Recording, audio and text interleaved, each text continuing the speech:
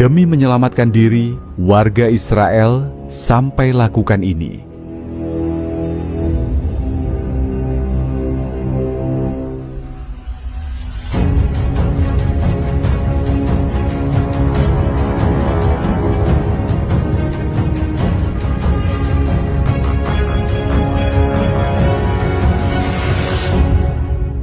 Israel dilanda bencana kebakaran hutan yang mengerikan. Kobaran api yang tak terkendali melalap wilayah seluas setidaknya 30 hektar, terutama di sekitar perbukitan dekat Yerusalem. Situasi ini memaksa ribuan warga Israel berlarian panik, bahkan hingga mencari perlindungan di sungai demi menyelamatkan diri dari ancaman maut. Tragedi ini tidak hanya menghancurkan hutan dan permukiman, tetapi juga mengguncang kehidupan masyarakat, serta memicu krisis nasional. Kebakaran besar ini pertama kali dilaporkan pada Rabu, 30 April 2025, di kawasan hutan dekat Bait Shemesh, sekitar 24 km sebelah barat Yerusalem. Api dengan cepat menyebar ke wilayah lain, termasuk area di sekitar Rut 1, jalan tol utama yang menghubungkan Yerusalem dan Tel Aviv. Menurut laporan, kondisi cuaca yang kering dan angin kencang dengan kecepatan hingga 60 mil per jam menjadi pemicu utama meluasnya kobaran api. Semak-semak dan pepohonan yang kering menjadi bahan bakar sempurna bagi si jago merah yang tak kenal ampun. Komandan Dinas Pemadam Kebakaran Distrik Yerusalem, Shmulik Friedman, menyebut kebakaran ini sebagai salah satu yang terbesar dalam sejarah Israel.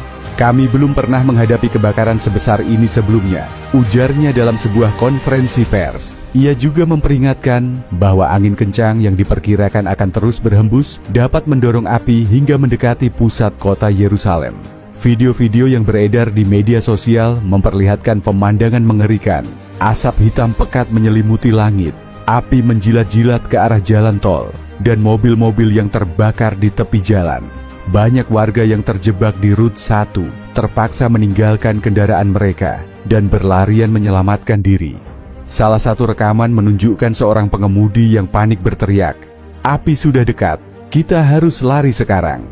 Di tengah kepanikan, ribuan warga Israel yang tinggal di permukiman sekitar seperti Sha'ar Hagai, Mesilat Zion, Beit Meir, Shorish, Neve Ilan, Yad Hashmona, dan Nataf diperintahkan untuk segera mengungsi.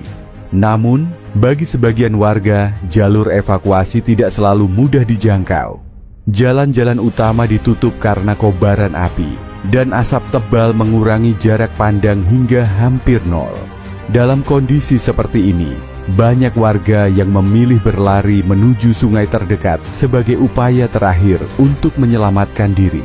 Menurut laporan, beberapa warga berlarian menuju sungai-sungai kecil di sekitar perbukitan Yerusalem, seperti Sungai Sorek, yang mengalir tidak jauh dari lokasi kebakaran.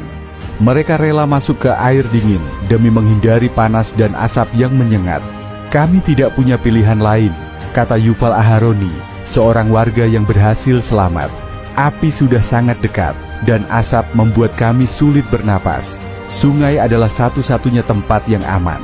Seorang ibu bernama Linor Atias, yang juga relawan medis dari United Hatzalah, merekam pengalamannya saat terjebak di Rut 1. Dalam videonya, ia berkata, "Orang-orang berlarian meninggalkan mobil mereka. Ada yang membawa anak-anak, ada yang hanya berlari tanpa arah. Kami semua hanya ingin hidup." Linor dan keluarganya akhirnya menemukan perlindungan di tepi sungai setelah berlari sejauh beberapa kilometer. Melihat situasi yang semakin memburuk, Perdana Menteri Israel Benjamin Netanyahu mengumumkan status darurat nasional pada 1 Mei 2025. Kebakaran ini bisa mencapai Yerusalem jika tidak segera diatasi, katanya dalam sebuah pernyataan video. Ia memerintahkan semua pasukan yang tersedia, termasuk militer, untuk membantu operasi pemadaman dan evakuasi. Menteri Pertahanan Israel, Israel Katz, juga mengeluarkan pernyataan serupa. "Kita menghadapi keadaan darurat nasional. Semua pasukan harus dimobilisasi untuk menyelamatkan nyawa dan mengendalikan kebakaran," ujarnya. Militer Israel, Tzahal, mengerahkan prajurit dan pesawat angkut untuk membantu pemadaman, sementara helikopter pemadam kebakaran terus menyemprotkan air dari udara. Namun, upaya pemadaman terkendala oleh kondisi cuaca yang ekstrim. Kepala Dinas Pemadam Kebakaran Eyal Kaspi mengungkapkan bahwa pesawat pemadam tidak bisa beroperasi maksimal karena angin kencang. Tujuan utama kami adalah menyelamatkan nyawa. Kami menghadapi kebakaran terbesar dalam 1 dekade, katanya. Karena situasi yang kian sulit, Israel akhirnya meminta bantuan internasional. Beberapa negara, termasuk Ukraina, Spanyol, Prancis, Rumania, Kroasia, dan Italia, berjanji mengirimkan pesawat pemadam kebakaran. 3 pesawat dari Italia dan Kroasia bahkan dijadwalkan tiba pada 1 Mei 2025 untuk membantu memadamkan api.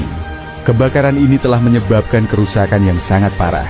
Menurut perkiraan Keren Kayemet Israel, Dana Nasional Yahudi, sekitar 11.700 dunam, 2.900 hektar, lahan telah hangus terbakar, termasuk Taman Kanada, dekat Latrun yang hampir seluruhnya musnah.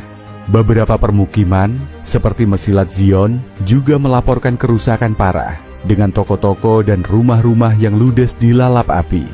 Layanan Medis Darurat Magen David Adom, MDA, melaporkan bahwa setidaknya 24 orang mengalami luka ringan, sebagian besar akibat menghirup asap pekat. Sebanyak 12 orang harus dirawat di rumah sakit, sementara yang lain mendapat perawatan di tempat.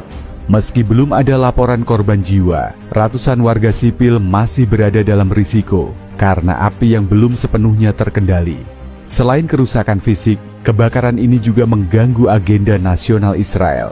Hari kemerdekaan Israel, yang seharusnya dirayakan dengan upacara kenegaraan, terpaksa dibatalkan di beberapa kota.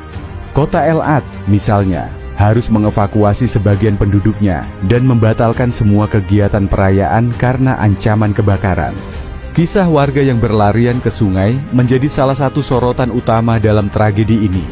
Bagi banyak orang, sungai bukan hanya tempat berlindung, tetapi juga simbol harapan di tengah keputusasaan. Seorang warga bernama Yosef Aron, yang rumahnya hangus terbakar, menceritakan pengalamannya. Kami berlari ke sungai dengan hanya membawa pakaian di badan. Anak-anak saya menangis, tapi kami harus terus bergerak. Air sungai terasa seperti anugerah.